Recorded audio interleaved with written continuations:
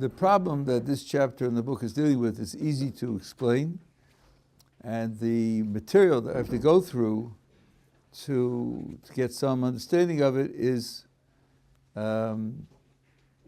it's interesting, but it's also complex, and the sources are complex. We're talking about individual providence, and we have said that in general, in particular for the Rambam, everything that happens to you is decided and foreseen and approved of by Kodesh Baruch Hu. And there are various different purposes for which things happen. But nothing happens by accident, nothing happens without supervision, nothing happens without control. Which seems to mean that everything happens for some purpose or other.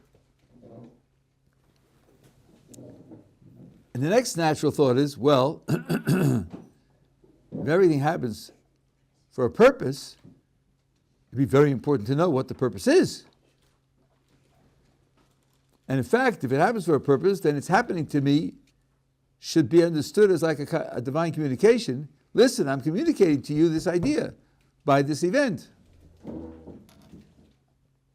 And then it follows that the Torah expects us to be able to understand why things happen to us. And what I want to argue is that the conclusion is wrong. It's dead wrong.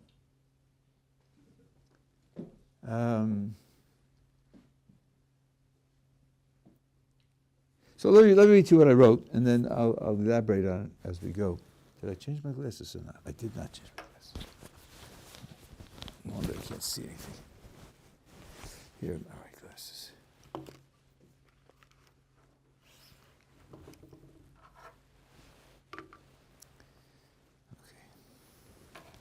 For many people, it seems natural to assume that since everything that happens to a person is a result of the individual providence, there is a divinely ordained meaning in every event we experience. Every event is a divine communication. In order to live our lives properly, we would need to decipher these meanings in order to know what we are to do. I'll give you two examples. This actually happened to me. When I first came to Ohr Somayach 42 years ago, a boy came over to me and he said, "You know what happened to me today, Rabbi? I was at the bus stop. I was going to the bus stop to catch a bus to go to town. Just as I got to the bus stop, the bus pulled away." Those days, the bus drivers would scrutinize the mirror. Is he getting close? Slam the door and go! Bye! Yeah, get the next bus. It was like a game, you know. Anyway, so he said, I realized I just missed the bus. It's a signal from God that I shouldn't go to town. I thought, really? Maybe it was a signal from God that you should meet the next guy on the next bus. Or arrive in town at the time when somebody needs to see you. And if you got to that bus, it'll be too early. How do you know what the message is? Even worse than that, a guy said to me, Rabbi, give me Mazel Tov. I said, why? I got engaged. Wow, you got engaged. Mazel Tov. Who's the girl? He said, I'll tell you. This girl and I were in kindergarten together in Chicago 22 years ago. I met her at the bus station in Jerusalem, and our last names both begin with L. So clearly we should get married.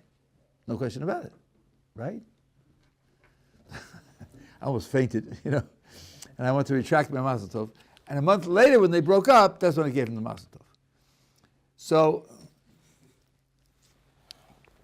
as I say here, I call this the problem of multiple interpretations. Something happens to me, and I have to...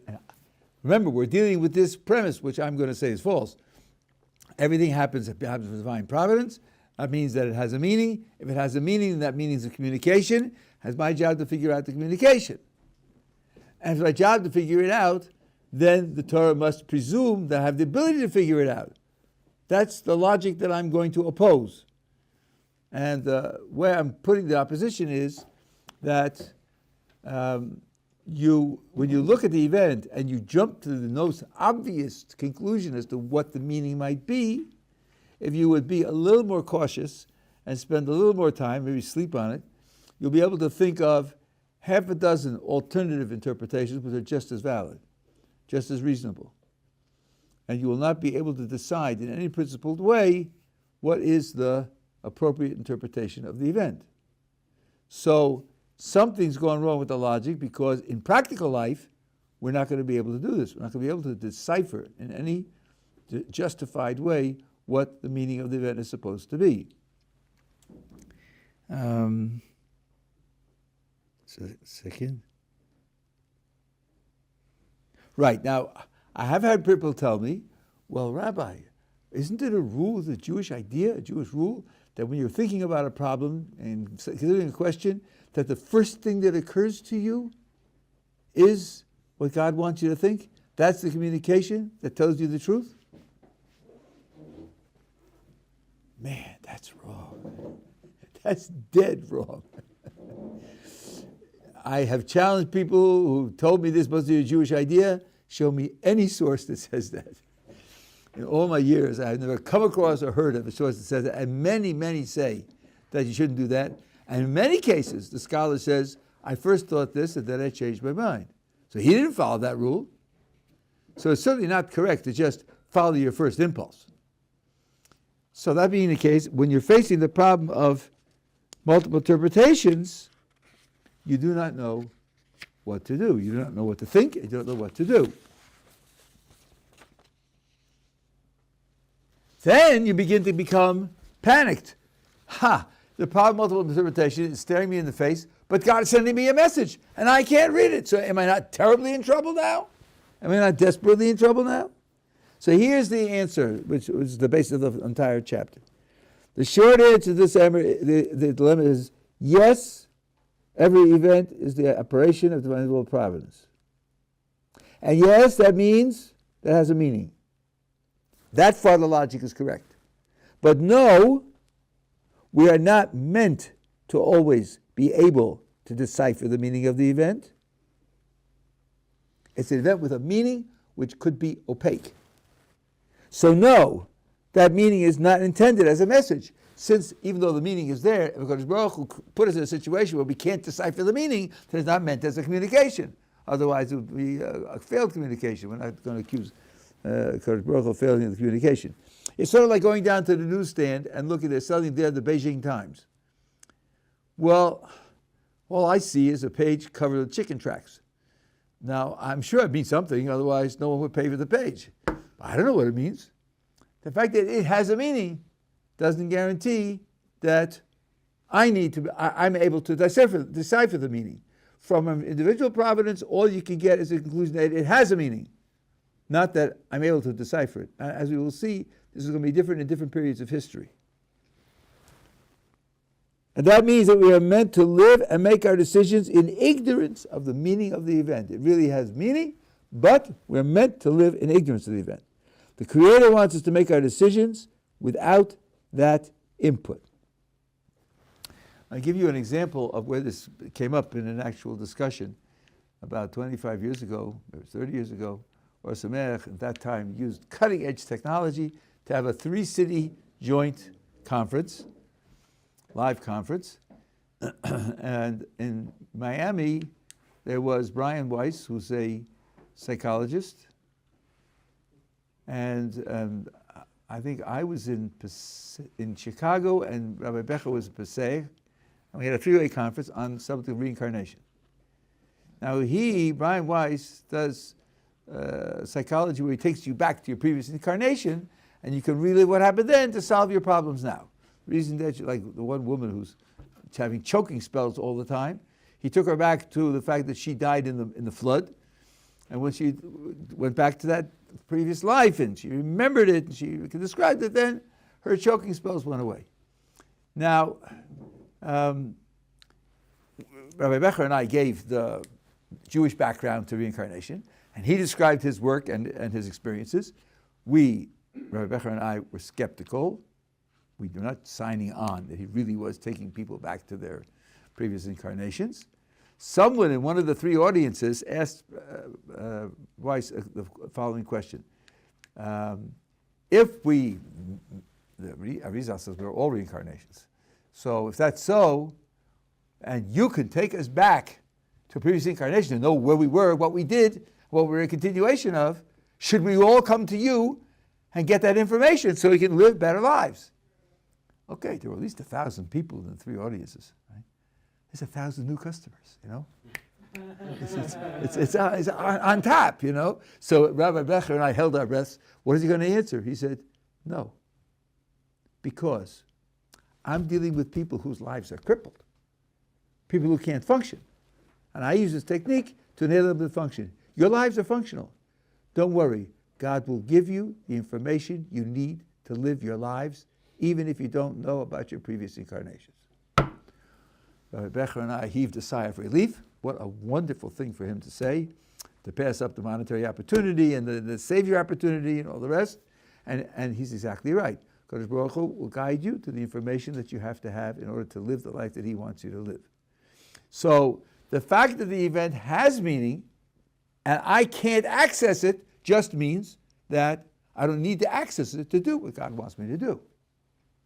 But this is the point that I want to emphasize, especially since there are sources in our tradition which make it sound like you can access it. And I have to deal with those sources in order to establish my position. Okay, questions up to here? Yeah. That's the author of Many Lives, Many Masters? Weiss? Yeah. Yeah. Could be. I didn't read the book. Okay. I remember it. Yeah. Question in the back? Yeah. What is the book title? My book? Yeah, your book. So far, I mean, it may be changed. It's not published yet. This is a manuscript. I'm working on the manuscript. So far, it's individual Providence in the writings of the Rambam, especially in the writings of the Rambam. We could do a vote. We could take a vote on the potential name of the book. Yeah, I'm open to suggestions. I'm not good at naming books. That's not one of my talents. Yeah. So we do also find cases in which we actually decipher the meaning of what Hashem is trying to like. Not always the problem of multiple interpretation arises, right? So I think it does always. I think if you think about it carefully enough, you'll see. But I'm going to have a lot of cases where we'll talk about it. You'll see examples where it happens. Usually it's what leaps to your mind is what is most familiar from your experience. But someone else, you ask somebody else, what do you think this means? He'll bring in things that you never thought of. You wouldn't have even been associated with it. And that's because you're looking at it from a very narrow point of view. Okay, first of all, let's establish that there is such ignorance. For general background, let me cite some famous examples of very great people not knowing the meaning of events that they lived through. So I have 7 examples here. If these 7 examples are correct, then the pressure to say we must be able to decipher is going to be greatly reduced because these were very, very great people and they didn't understand what was happening to them. Abraham and Sarah were childless for decades, as you know. At age 75, Sarah says to Abraham, please take my servant Hagar to wife. And the text says explicitly, so that Sarah will be able to have her own child. This is a way that she could, a means by which she could become pregnant and have her own child. Well, Abraham does it, Hagar becomes Abraham's wife, and Sarah remains childless. So clearly, she didn't know why she was childless, when it would end, and how it would end. She tried this means because in her mind it was at least possible that this means would solve it, and it didn't solve it. Now, when the sons of Jacob, this is a good example in general of how our people think of that things. When they go down to Egypt, Joseph was viceroy in Egypt, they don't know that, and they come before him because everybody has to be inspected by him, and he recognizes them, and he treats them harshly, accuses them of being spies. So one says to the other, you know why this is happening to us? Because we didn't have pity on Joseph when we sold him into slavery. He begged us for mercy, and we didn't have pity on him. That's why this is happening to us. Now, just to bridge the millennia, the sons of Jacob are frum. They're really frum. And they see God's hand in what happens to them. They haven't had any illusions. What happens to them is divine providence. And here something happens, and they read it. And they say, yes, we know why it's happening. We're guilty. And this terrible calamity is befalling us because we're guilty. So here they do know. But on the way back to Canaan, to Yaakov, Joseph had their money replaced in their sacks. And they find the money on the way back. When they arrive back, it's a little tricky. One does in the hotel, and then the others do it back. And they say, Ma zos asa Elokim lanu. What is this that God has done to us? Being guilty doesn't qualify for you for extra bags of gold in your sack, right? So here they say themselves, we don't know what God is doing. We don't know what it means. If there really are techniques, very solid techniques for discovering what God means, how come they didn't use them to discover it? Jacob mourned for Joseph for more than 20 years. Jacob did not know that Joseph was alive. Why not? How could he be mistaken about that? Jacob is a prophet. And his mourning was halachically not in place. So, obviously he didn't understand the condition that he was in.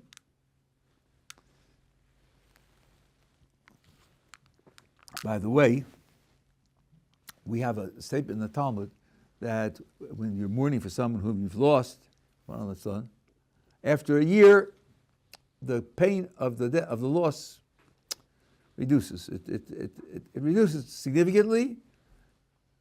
The heart is not so totally preoccupied. So the question is asked, if Jacob is suffering, continuously suffering, and the suffering does not abate, does not diminish in any way, why couldn't he deduce from that Joseph was alive? Because the Talmud says that when you're mourning for a dead person, it does abate. That's a question that's asked, and I saw an answer to the question in the Hasidic Sefer. I was in Beitar, in the shul there, Boston shul there, and I just took out a Sefer. I remember which one, maybe it was Tifsar Shlomo, I don't know, of Damsk. And he asked the question, so I thought, wow, oh good, he's asking the question. And then he says, because another statement of the Talmud is, Tzadikim b'misasan kruyim chayim, that great holy people, when they die, are called still alive. So I thought, aha, that's why Jacob didn't realize that he was dead. He wasn't dead, because for tzaddikim, they are still alive, and that means that the heart doesn't diminish in its pain, even though physically they're dead, they're alive in the world, their presence alive in the world. And it was a great comfort to me to see that, because since my Rebbe was nifta 13 years ago, I'm just not the same person, and I can't get over it. I can't get over it. Cannot put it behind me. So, because he was a great tzaddik. Okay, so that's Jacob. Now, Pinchas ben Elazar ben Aaron a Kohen, the grandson of Aaron. We're coming up to it in a few weeks. The text says that Zimri ben Salu, who was a prince of the tribe of Shimon, took a Midianite woman named Cosby and paraded her in front of the Sanhedrin, and according to the oral tradition, said, can I marry this woman or can I not? And you, Moses, be careful, because your wife is a Midianite, isn't she? So don't try to tell me that she's forbidden if your wife, you married a Midianite. That was the challenge, and it says that Sanhedrin was confused and couldn't deal with the question. Of course, God made them confused. And Pinchas, who knew the law, said to Moses, isn't this a case where a Jew is having publicly acknowledged having relations with a non-Jew, that he should be prevented by being executed, by being killed? And Moses says, as you remember the law, you should carry it out. And Pinchas went and killed both of them. Intellecto fraeligante, they were actually in the act. And Akadosh Baruch Hu says to him, Pinchas, sought the insult to my honor. That's what likaneh means here. And in doing so, he has earned the right to be a Kohen. I'm giving him my covenant of being a Kohen. So if you read the word straight, which many do, it means that up until that time he wasn't a Kohen. And he became a Kohen through this incident. Why wasn't he a Kohen? Born too early. Sorry? He was born too early. Well, okay, that doesn't tell me why. You know, it's like saying, why did he get sick? Because he went swimming. If there's algae in the water and there's pollution and so on and so on, but just saying he went swimming is not enough. He went to it, so what? Aaron was born much earlier than he was. He was given to the future descendants of Aaron. I know, but saying he was born too early is not going to answer anything, right? His birthday too early on the calendar is not going to answer anything. So according to this, and the Zohar and others, the others say the following. We have a picture of the scenario now. God says to Aaron, Moses for Aaron, here's what's going to happen. There's going to be a priesthood. Aaron is going to be priest. His 4 sons will be priests. And all future progeny of the 4 sons will be priests. But at that time, Pinchas is already born. Pinchas is already born. So now look at this from Pinchas' point of view. My grandfather is a high priest. My father and uncles are all priests. All my cousins are going to be priests. I'm out. There's a black X on my forehead. I'm out. Why am I out? Why am I out? What did I do wrong? Why am I excluded? He has no clue. Because he hasn't done anything wrong. He hasn't done anything wrong. He's not inferior in any way. Why wasn't the rule, like a grandfather clause, why wasn't the rule stated in such a way that he too could be included? Comes out because God wanted him to earn it. He wanted him to earn it in this way, and he became the conduit through which the high priesthood went. He got a superior position in Kahuna because he earned it this way. He didn't know that. He couldn't know it. He did not, and he had to live with that black mark. I'm the only one in the family excluded, having done nothing wrong. And he's the one who's misorder. Something's happening here. That's an insult to God, insult to Moses. I have to avenge it. That's very remarkable. Expect a person like that to be bitter and rebellious. Think of the kinds of emotions that certain political groups in the United States stimulate for people like that, right? Burn down houses, break windows, firebomb cars because you've been victimized. No, he's the one who takes the position of avenging the honor of HaKadosh Baruch Hu, the Torah, and Moses, and everyone else. So he certainly had no clue what was going on. Moses prays 515 prayers to enter the land of Israel, even though Hashem has already decided he will not go in. Why did he pray? I guess he prayed because he thought maybe he could change HaKadosh Baruch Hu's mind.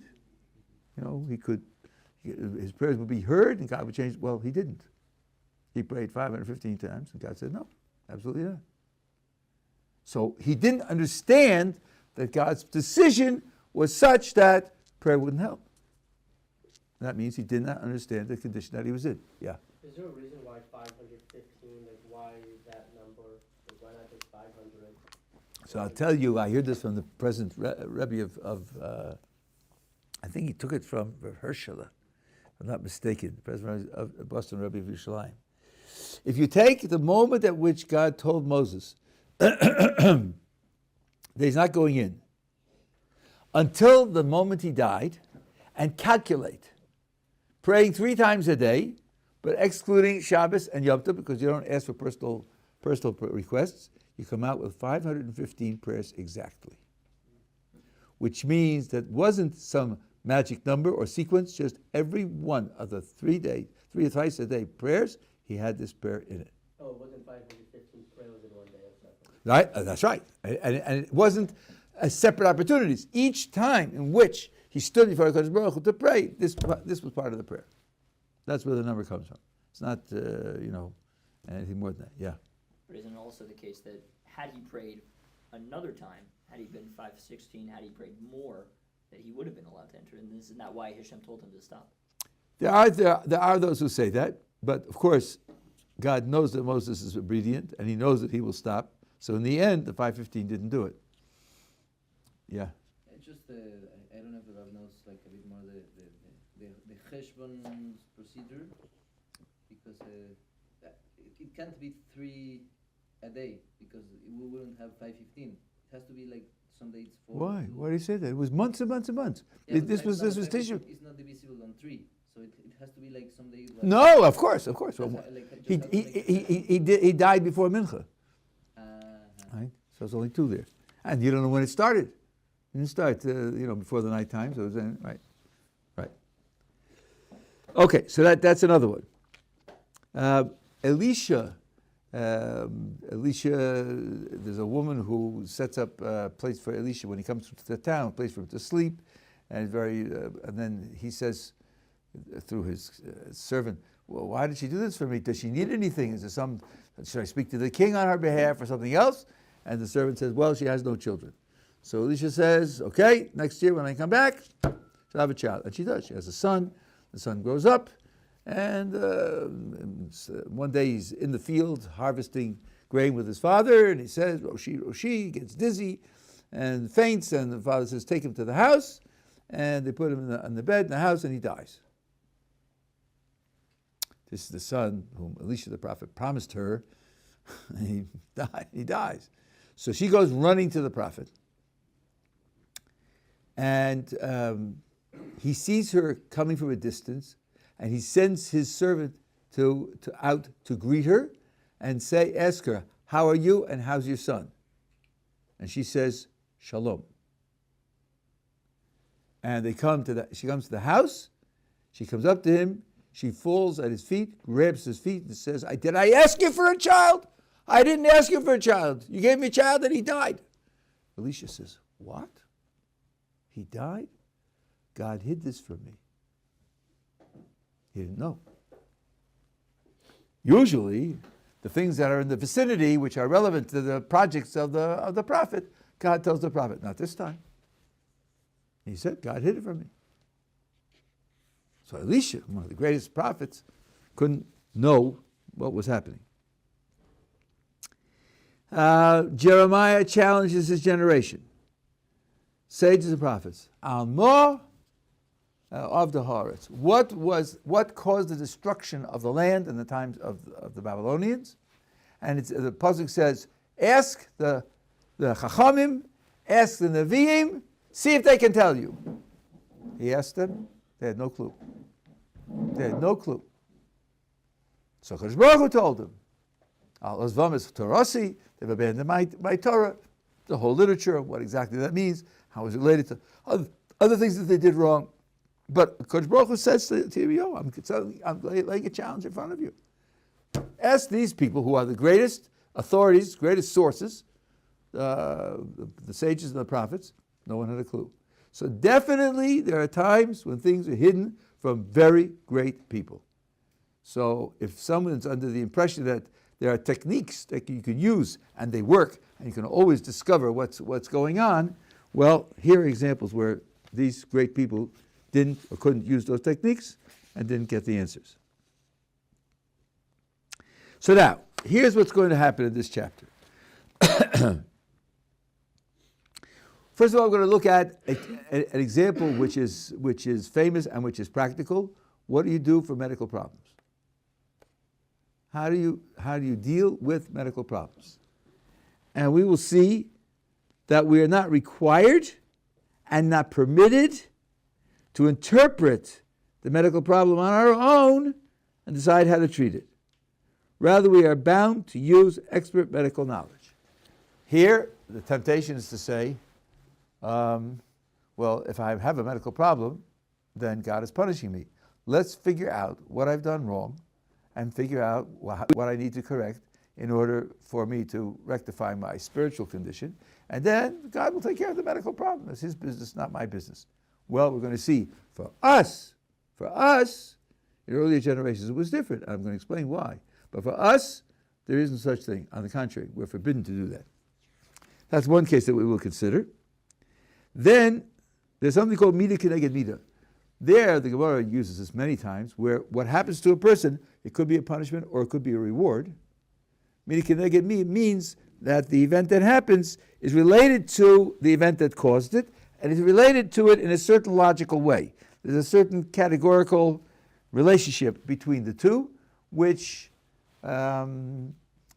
explains the relevance of what happens to what started it. One of the examples that's given in the Gemara is what we had in last week's Parsha, that Miriam was punished for disgracing God, not because of tzaras, not because she had the sickness of tzaras. Most Meforshim say that she was cured immediately when Moses asked for her to be cured. She was cured instantly. But God says if she had disgraced her father, and her father had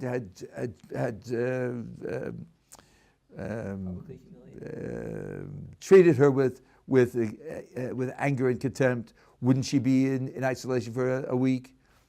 Well, she did this to God himself, and she did this to Moses. Let her be outside the camp for a week. Because of the insult, not because of the tzaras. So then the pasuk says, "V'am lo nasa ad ha'aseit Miriam." The people didn't travel until Miriam was gathered in after the end of the week. What do you mean the people didn't travel? The parsha is very explicit over and over again. Everything depended upon the pillar of cloud in the daytime, pillar of fire at night. As long as it was situated on the tabernacle, they didn't travel. When it elevated, they did travel. So if you're telling me that the people didn't travel, it's because God didn't want them to travel. So it means that God prevented them from traveling the whole time that she was outside the camp. Why? Why did he do that? So the Talmud says, because more than 80 years before, when Moses was an infant, and was put in the basket next to the river, so inside the edge of the river, she was there, she followed, and she stayed there, and she waited there. She waited there to see what would happen, and the daughter of Paro came and took him out, and she arranged that Moses should go back to his mother. So since she waited to help Moses, so the people waited to help her. That's what the Gemara says.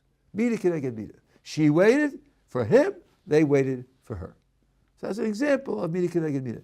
So if we know that God operates in the world with this principle of mida keneged mida, shouldn't that enable us to figure out why what happens to us? Something happens to me. I should go back in my history and find a prior event, particularly a prior action of mine, which is connected in logic by the category in which it appears, its crucial elements to say, yeah, I did this is what happened, and they're related to one another, and figure out why it's happening to me. Maybe not every time, but a lot of the time. So why wouldn't that be a proof that I'm wrong? Now, of course, say it's a proof that I'm wrong is a little too strong. Why then, in the 7 cases that I mentioned, did they use mida keneged mida to figure it out? Okay. But still, there is this principle of mida keneged mida. We'll have to understand what exactly that principle means. And then finally, we will look at some of the ways in which these things can be settled, or we'll know what to do about them practically, even when we're facing the problem of multiple interpretations. That's the plan of the chapter. So now, if there are no questions at this point, let's start the discussion of medical treatment.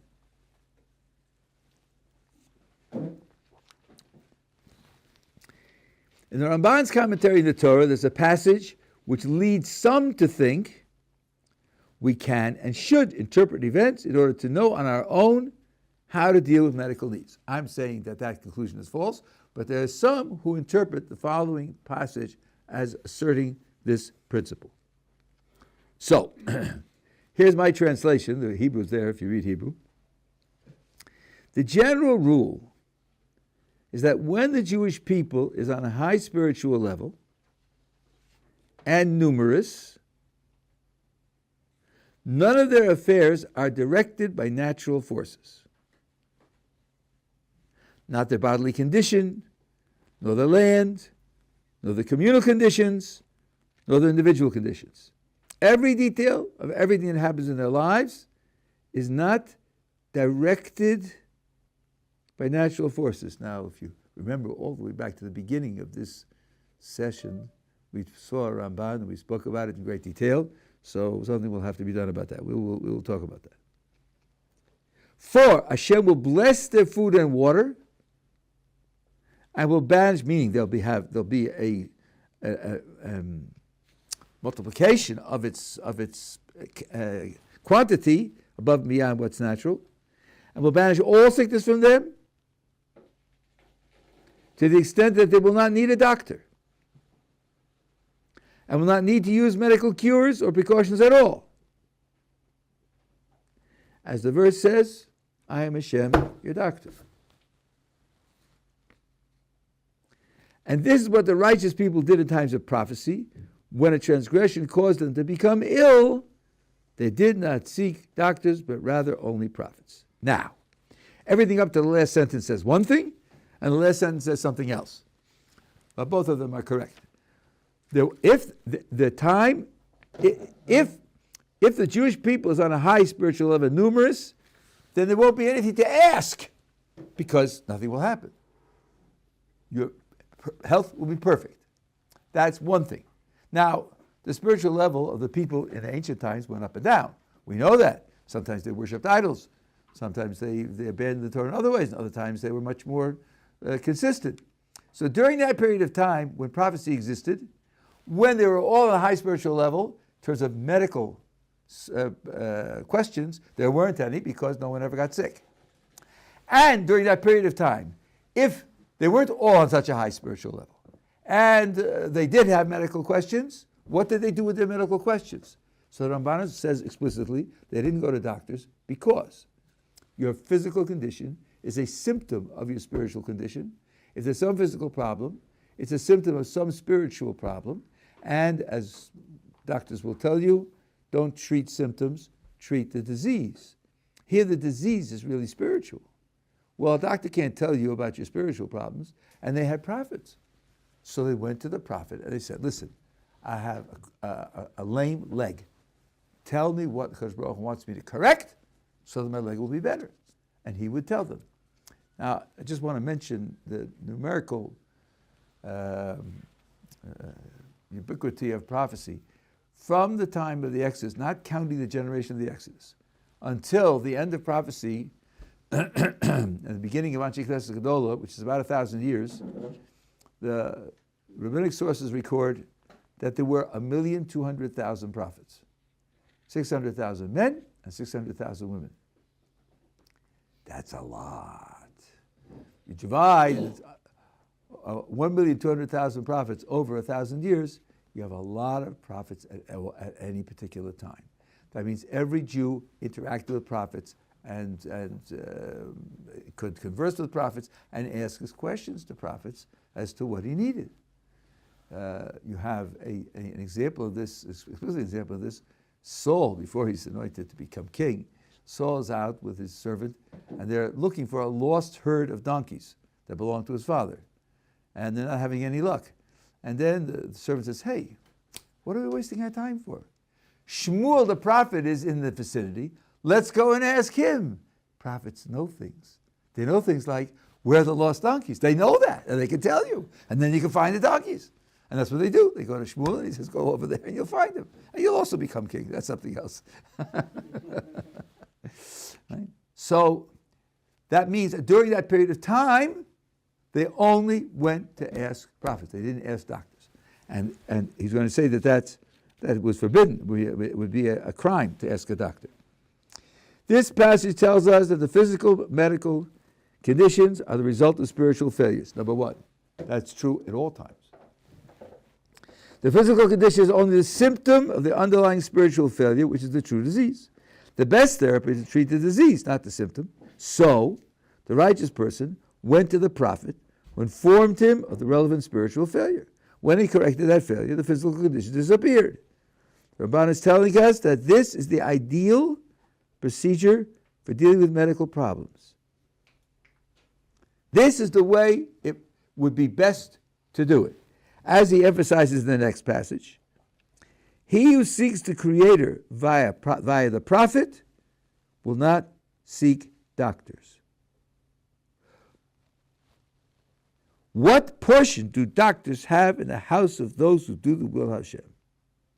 That's a very strong statement. What are they doing there? It's a crime that they should be there. After all, he promised that he will bless your food and your water, and he will remove sickness from your midst. He promised you that. So that being the case, you want him to do it. If you want him to do it, then you need to know what he wants you to do to qualify for him to do it. That information comes from the prophet. It doesn't come from doctors. So it would be an avla to do that. So at this point, it seems that the ideal is not to use the medical profession at all. Now, the Ramban here is talking about the period of prophecy. We don't have prophets anymore. Now I have to be very careful because there's an ambiguity in the word. We don't have prophets, but in a certain sense we have prophecy. That is to say, we have the information that the prophets communicated to us. We have that. What difference does it make whether I speak to the prophet personally or whether he writes me a book and I can read it 100 years later? In both cases, I have the prophet's words. Okay, if I can speak to the prophet personally, I can tell him my particular problem. But maybe if I study his words carefully enough, I can see in it information that will relate to my problem.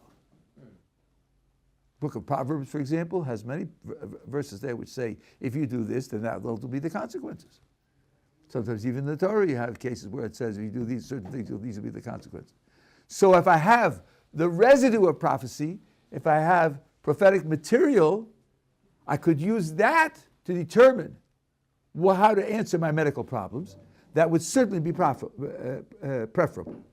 So even though the prophets no longer exist, it could still be preferable to seek in the material of prophecy the solution to what your spiritual problem is, and in that way you'd be able to fix that and not go to doctors. So it means doctors will be second class at all times. That's what you could say in terms of what the Ramban is saying. This is the end of the handout. So now the next section will be a statement, another statement of the Ramban, where we'll see that he crafts his position in a more subtle way. I do want to make a remark. I don't think I put this in the text. I'm realizing now that I didn't put it in the text. I probably should put it at least a footnote. This first section of the Ramban says, the general rule is that when the Jewish people is on a high spiritual level, none of their affairs are directed by natural forces.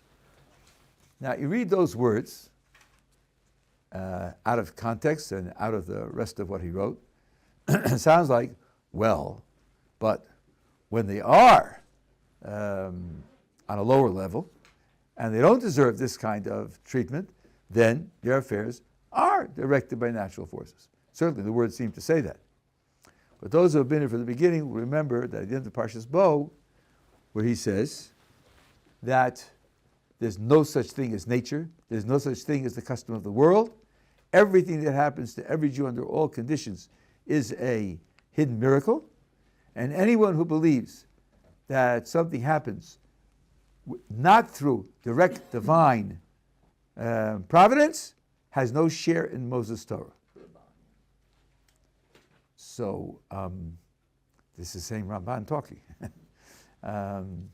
So what he means here, let me just check the exact Hebrew here.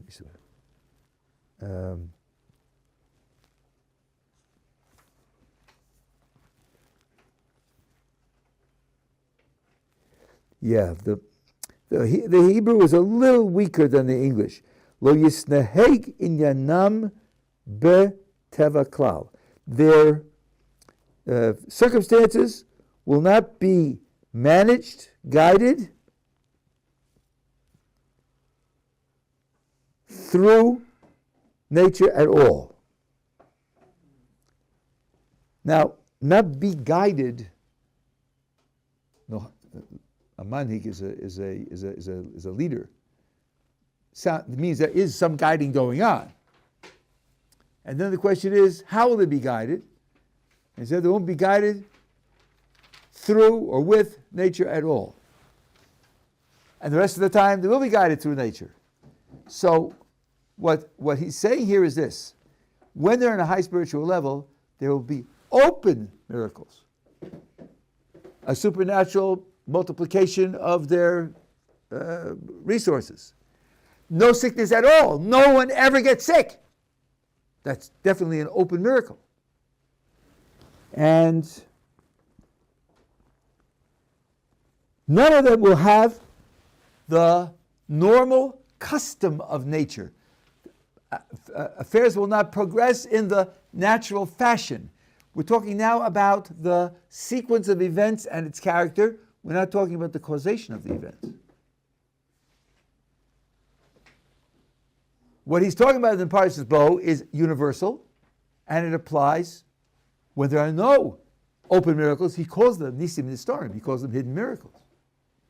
So he's saying that when the order of events is a natural order, you have to understand that the causation isn't natural, even though the order is natural. You stoke up the fire and you put the pot of water on it, and it's boiling, and you take a raw egg and you put it in, and 5 minutes later it's a hard-boiled egg. In the Parshas Bo, that's a hidden miracle because it doesn't happen by itself. There are no forces of nature that make things happen. There's a sequence, it's a natural sequence because it repeats itself over and over and over again. But that says nothing about the causation which makes it happen. So here he's talking about the visible sequence. He's not talking about the causation. And that's why he says that in an ideal time, the visible sequence will be something which is not natural at all. There's circumstances don't follow the patterns of natural life. And in a time when it's not so, and people do get sick because they do commit transgressions, it's still because of his spiritual failure. It's what he calls over there a nes nister. It's not the forces of nature at all. Because if it were the forces of nature, what could we do to do tshuva? It's just, you have a virus. So you live out the virus. And he says under those conditions, when you're not in that high level and people are getting sick, you go to the prophet. Because it's always a spiritual problem, and the way to solve it is through the prophet. So clearly he's not saying here that sometimes the blind forces of nature actually cause the events that happen in our lives. Not contradicting what he says over there. He's only talking about the visible sequences of events. Fine, tomorrow we will pick this up. Yetz Hashem.